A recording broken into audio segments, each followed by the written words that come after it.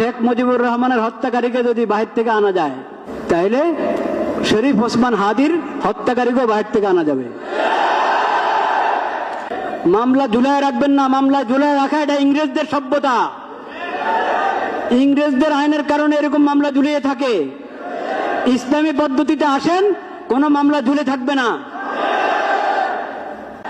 জনগণকে যে আমরা আশ্বস্ত করতে চাচ্ছি, আশ্বাস দিতে চাচ্ছি যে অতি দ্রুত হাদির বিচার কার্য সম্পন্ন হবে। মানুষ আশ্বস্ত হওয়ার জন্য তো কিছু দরকার, কিছু তো দরকার। মানুষ তো দেখেছে আগের সরকারের যে সমস্ত হত্যাকাণ্ডগুলো, ওগুলোর কয়টার বিচার হয়েছে। আর এই সময়, এই আমলে, অল্প সংক্ষিপ্ত এই আমলে যা হত্যাকাণ্ড হয়েছে ওটার কয়টার বিচার হয়েছে মানুষের সামনে আছে। খালি বললে হবে না, প্রয়োগ করতে হবে ইসলামী বিধান। খালি গণতন্ত্রের নাম নিয়ে মানুষকে শান্ত করা যাবে না। মানুষ দেখেছে গণতন্ত্র। বিগত সরকারের যত নির্বাচন, ওগুলো গণতন্ত্রের নির্বাচন তো ছিল নাকি? বলে নাই ওরা গণতন্ত্রের কথা? বলে নাই? যতদিন আল্লাহর বিধানের কথা বলতে লজ্জা পাবেন, দেশে শান্তি আনতে পারবেন না। গণতন্ত্রের পরীক্ষা হয়ে গেছে। কোরআনে স্পষ্ট বিধান আল্লাহ দিয়ে রেখেছেন কেসাসের, ইসলামী দণ্ডবিধির। কোরআন তেলাওয়াত করেন না। আল্লাহ রাব্বুল আলামিনের নাম নিচ্ছি, হাদির জন্য পুরা দেশে দোয়া হবে। পুরা দেশে দোয়া হবে জুমার পরে। ওটা তো হাদি পাবে, আপনি কি পাবেন? সমাজ কি পাবে? সরকার কি পাবে? সমাজ এবং সরকার এবং দেশে শান্তি শৃঙ্খলা ফিরে আসতে হলে আল্লাহর বিধান প্রয়োগ করতে হবে। পেশাসের বিধান আল্লাহ যেভাবে দিয়েছেন সেভাবে প্রয়োগ করেন। মামলা ঝুলায় রাখবেন না, মামলা ঝুলায় রাখা এটা ইংরেজদের সভ্যতা।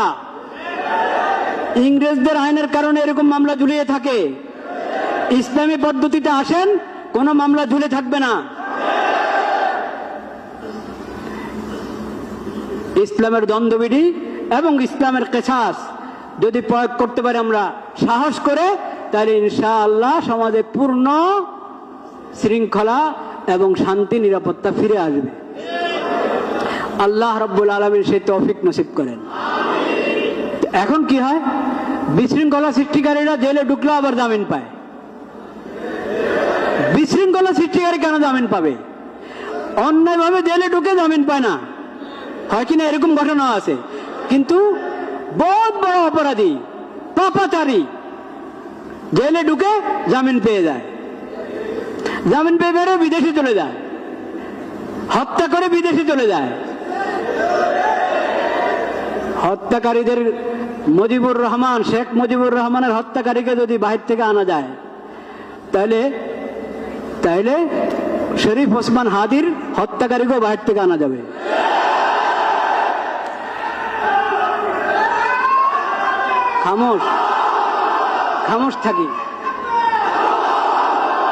খামোশ থাকি। উপলব্ধি করার চেষ্টা করি, ভাইরা আমার, উপলব্ধি করার চেষ্টা করি। শরীয়তকে বোঝার চেষ্টা করি, উপলব্ধি করার চেষ্টা করি।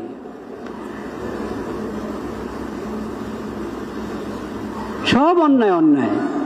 শরীফ ওসমান হাদির রক্ত আল্লাহর কাছে এটাও রক্ত। আর চিটাগাঙে যে অ্যাডভোকেটকে হত্যা করা হয়েছে, সাইফুল ইসলাম আলিফ, তার রক্ত আল্লাহর কাছে রক্ত। যার খুন হওয়ার পরে, অন্যায় খুন হওয়ার পরে পুরা দেশ একসাথে জেগে উঠে, তার রক্ত আল্লাহর কাছে রক্ত। আর যার হত্যার পর আওয়াজ করার কেউ নাই, প্রতিবাদ করার কেউ নাই, কোন সাংবাদিকও উপস্থিত না যে এটাকে রিপোর্ট করবে, তার রক্ত আল্লাহর কাছে রক্ত।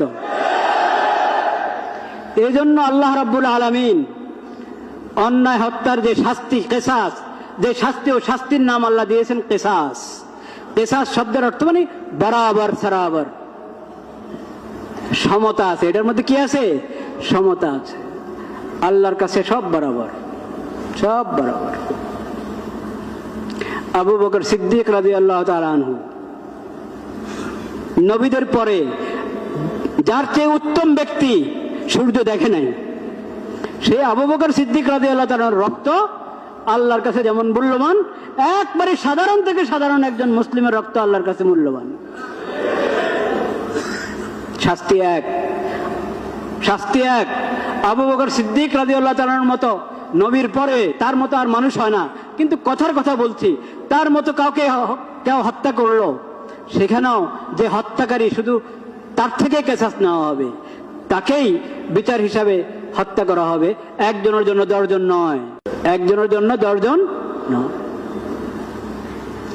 আর একবারে সাধারণ যে, তার ব্যাপারেও যে হত্যা করেছে, যত বড় সম্মানী ব্যক্তি হোক সে সমাজে, যে হত্যা করেছে তাকে বিচারে আওতায় আনতে হবে, তাকে হত্যা করবে তার পরিবর্তে। এই না যে উনি যেহেতু বহুত বড় মানুষ ওনাকে মাফ করে দেওয়া হোক।